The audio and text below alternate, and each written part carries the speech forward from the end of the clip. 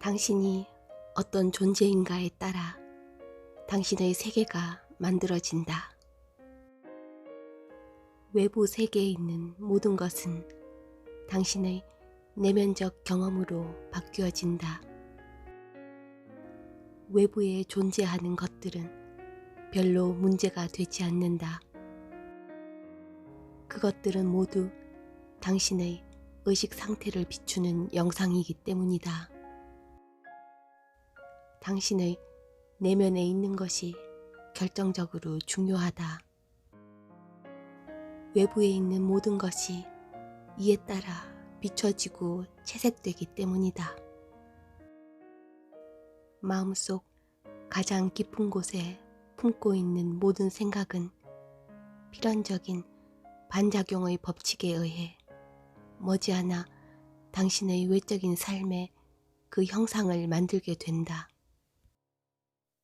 모든 영혼은 제각기 자신에게 속한 것만을 끌어당기며 영혼의 이질적인 것은 결코 그 영혼에 도달할 수 없다.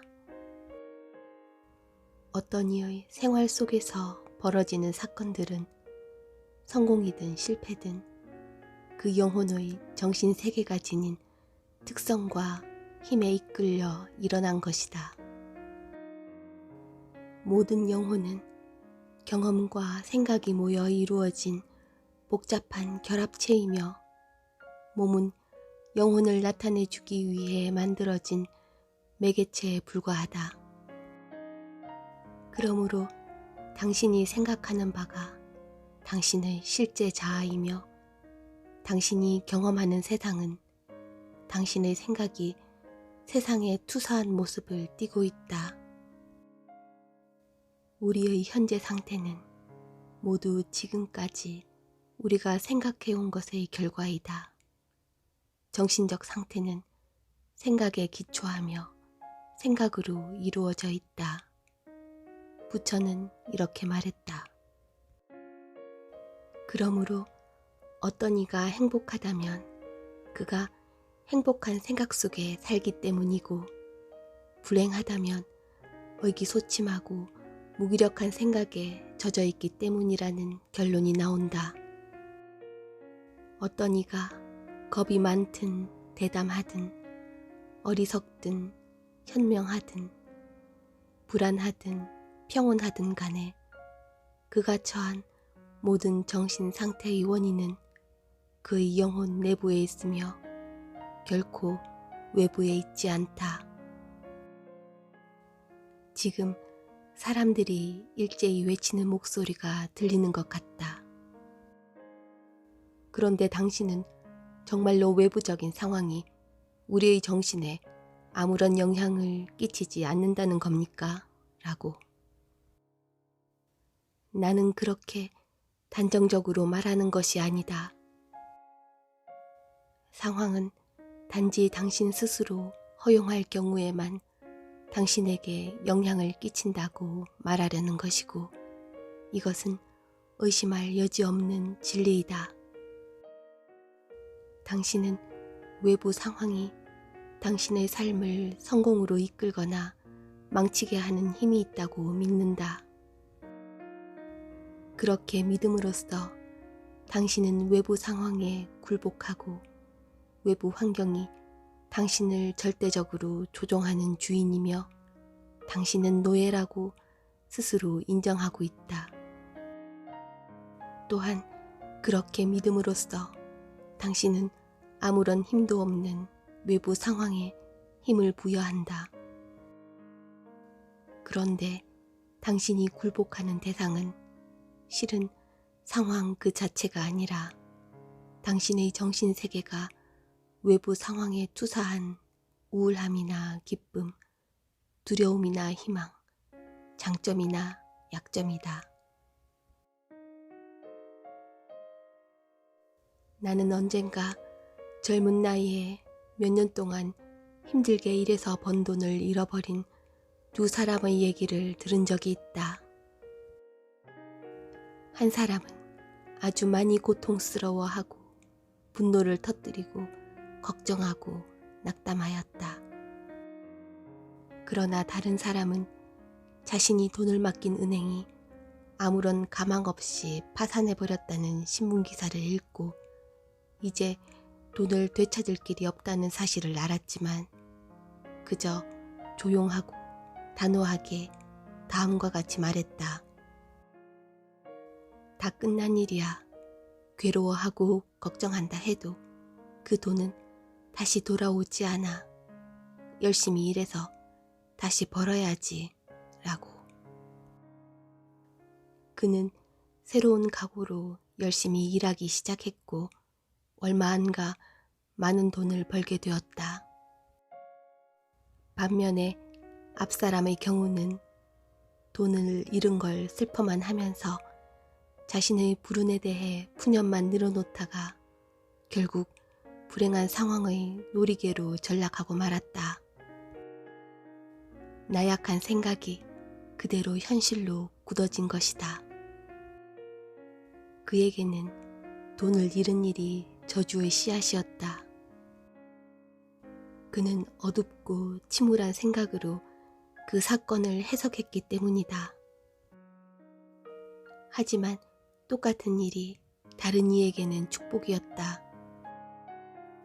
그는 그 사건을 강하고 희망적인 생각으로 해석했고 새로운 각오로 노력을 했기 때문이다.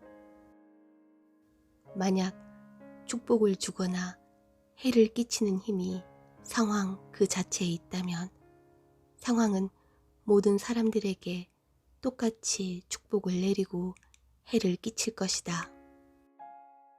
그러나 똑같은 상황이라도 각각의 사람에 따라 좋을 수도 있고 나쁠 수도 있다는 사실은 선이나 악이 상황 그 자체에 있지 않고 상황을 맞아들이는 사람의 정신 속에 있다는 것을 증명한다. 이 점을 깨닫기 시작할 때 당신은 자신의 생각을 단속하고 자신의 정신을 다스리고 훈련시키기 시작할 것이며 당신의 영혼이라는 내면의 신전을 다시 지어서 쓸모없고 불필요한 생각은 모두 없애고 기쁨과 평온, 힘과 생명, 동정심과 사랑, 아름다움과 불멸의 생각만을 당신의 존재 안으로 통합시키기 시작할 것이다. 우리는 자신의 생각이라는 색안경을 통해 사건과 대상을 바라보는 것처럼 다른 사람을 대할 때도 생각의 색안경을 통해 바라본다. 의심이 많은 사람은 모든 사람이 의심스럽다고 믿는다. 거짓말쟁이는 세상에 정말로 진실한 사람이 있다고 믿는 건 바보 같은 짓이라고 생각해야 마음이 편해진다. 시기심 많은 사람은 다른 모든 사람들도 시기심이 많다고 생각한다. 반면 사랑에 충만한 생각을 하며 살아가는 사람은 모든 사람 안에서 자신의 사랑과 동정심을 일으키는 장점을 본다.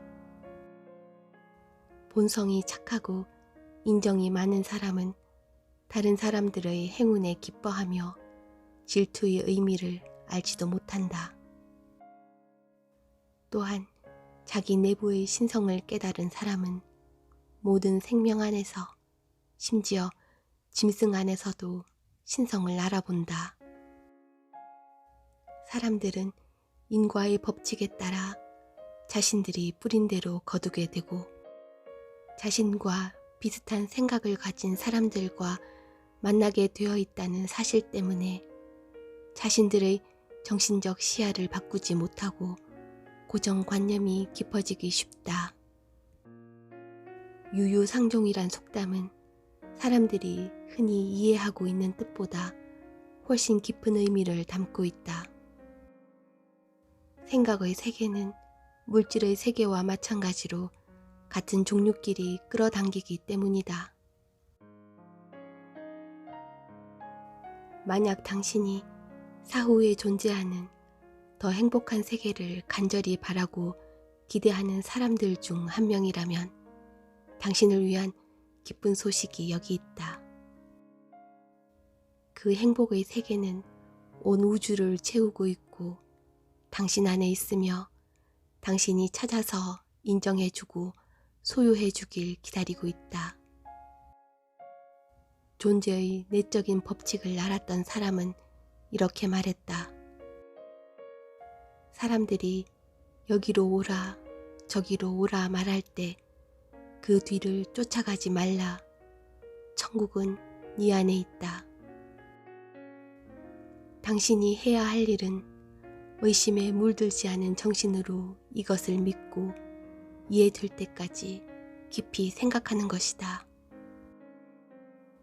그러면 당신은 자신의 내면 세계를 정화하여 새롭게 구성하기 시작할 것이고 뜻밖의 새로운 사실들을 계속 깨달아가면서 당신이 발전함에 따라 스스로 다스리는 영혼의 놀라운 힘 옆에서는 외적 요소가 완전히 무력하다는 것을 알게 될 것이다.